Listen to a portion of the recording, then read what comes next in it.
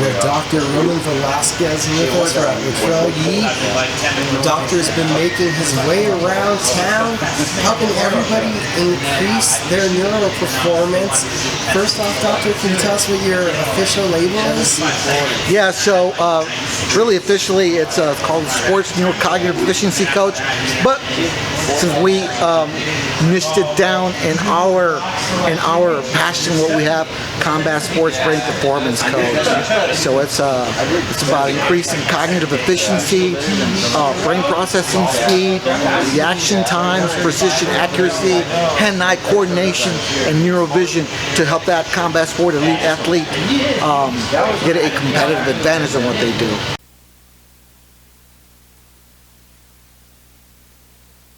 And what was your profession that led you into more of the sports science?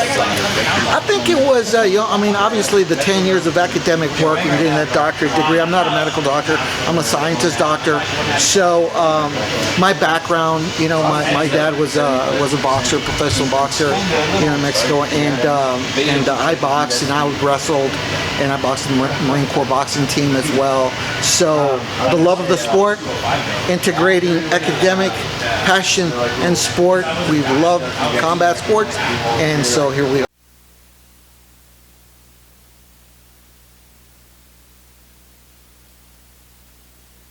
And as you tell me, this is something new that you're kind of bringing to combat sports, but not to mainstream sports. There's some big stars that have already started taking in the neuro training.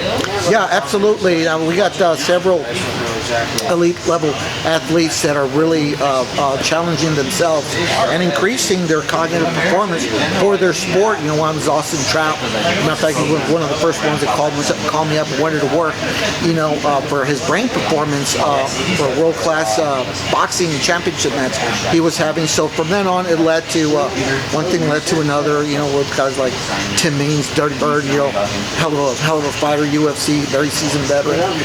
Bullet, Quintana, Combate Americas too, and we're working with several other fighters out there, female and male fighters, on brain performance.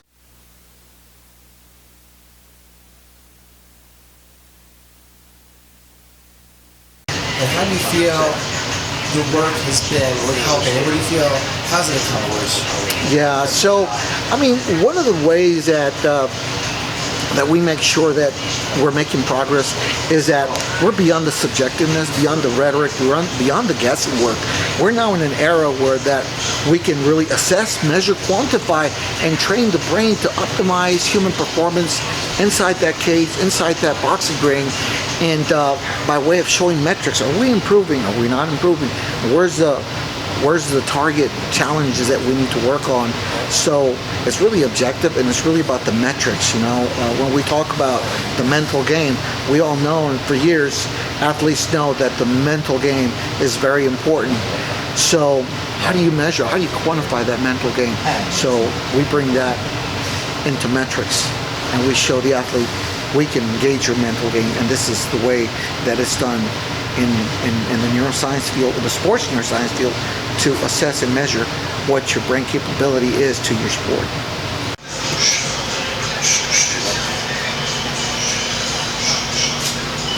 Came back to you, sir. We're in combat sports. It's mere seconds, milliseconds, and inches that really matter. What does it do, and how are you helping the fighters progress in those areas? Yeah, absolutely. So it's various issues here that when you're dealing with milliseconds, because as well as you just said, Mike, a fraction of a second changes everything in combat sports, inside the cage or in that boxing ring. So what we do is we make sure that we increase that brain processing speed.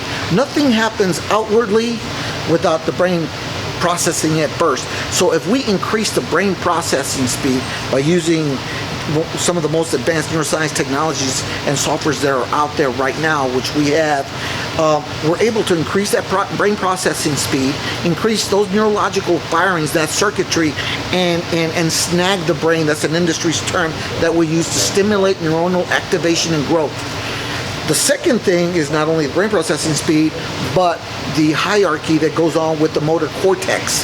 We use neuroprimers to put the brain on hyperplasticity mode to make it quicker and react quicker on motor function. So not only are you visualizing and stimulating the visual cortex with incoming information, which, by the way, the brain takes in about, the eyes bring in about 109 gigabytes of information per second into the brain.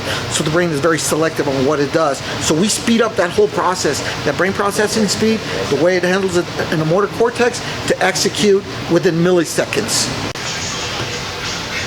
There you go, like a taunt. Beautiful.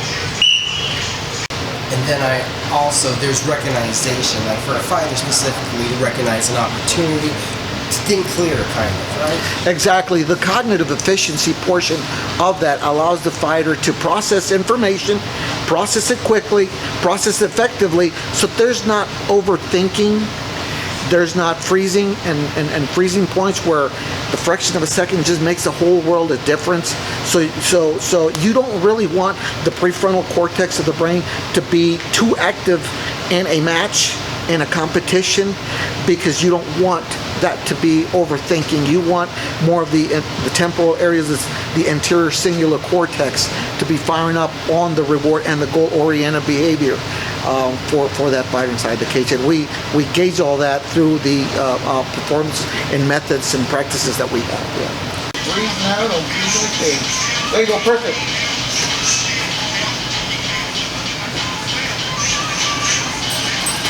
And then on the athlete side, it looks like they enjoy the training, and there almost brings a fun element to it because the software almost has a video game likeness where they're able to move up levels. Absolutely, and that's what keeps it really engaging.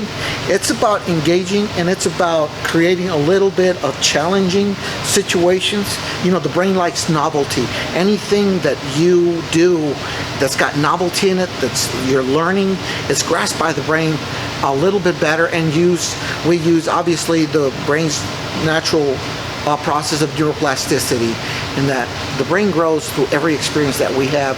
So we stimulate that experience in very unique ways for that fighter. 20 seconds.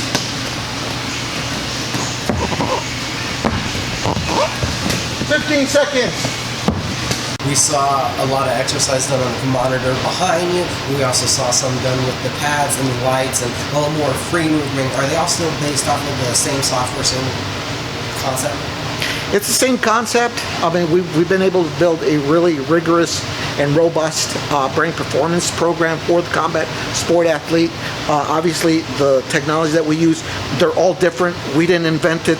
This is state-of-the-art technology that is out there in today's market. It's very advanced technology. We've been able to integrate this technology along with very specific neurocognitive drills to build a robust and rigorous program for the athlete. All right, 30 seconds. Your color is blue. Distracting pod color is light blue.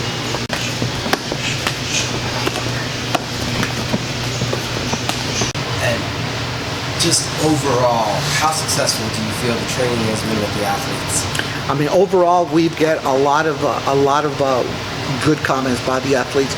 Not only do they feel it, but most importantly, from our perspective, we're able to show metrics that we're improving. Okay, and that's where it counts right there.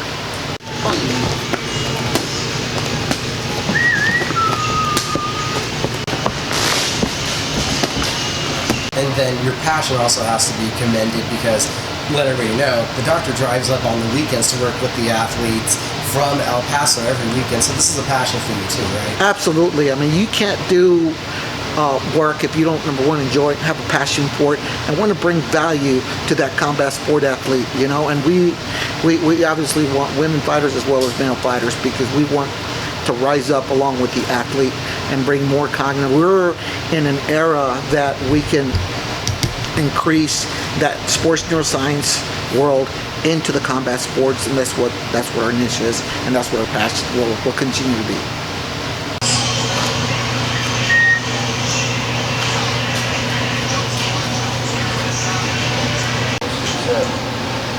6413. That kid across the street has asked me like 4 times. Nice. Here we go. how much do you feel, just from the fan side of it, this could be that little edge that every fighter is always looking for, that little extra? Absolutely, you know, and I'm glad you brought that up, Micah, because I mean, when you talk about a competitive advantage, you talk about people somehow, some way, you know, whatever forms, you know, get EPO'd and get tested by USADA and WADA and whatnot. This right here, you're using your own brain. The language of the brain is electrochemical energy patterns. The more you train your brain in specific ways, it makes the right chemicals for you naturally. So with our programs, not only do you get better cognitively, chemically, your brain makes it automatically. You don't test positive for nothing. It's your own brain that does it for you. And you don't need any type of drug to be enhanced. You got to train your brain the right way.